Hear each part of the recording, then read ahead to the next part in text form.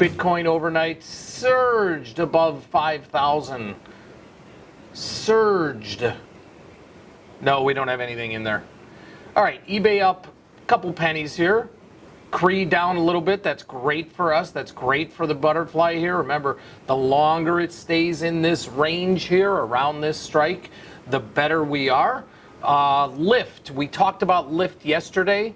Options will start trading on Thursday, so we will keep that up on the board here, and we'll see how that all shakes out. Shane, that was yesterday. We had an exit for half of our position, then we turned it into a butterfly. So if you haven't done anything yet, Shane, you're in the chips. Okay? You could do one of two things.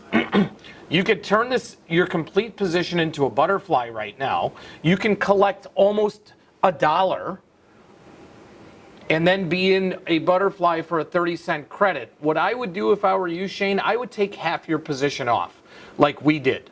Okay? We took half off at $1.30, which was about a 90% winner. Looks like you can take half off at about $1.60, which would be well over 100%. So why don't you start with that, take half off there, and then we'll go from there. And I'll talk to you about what the next move should be.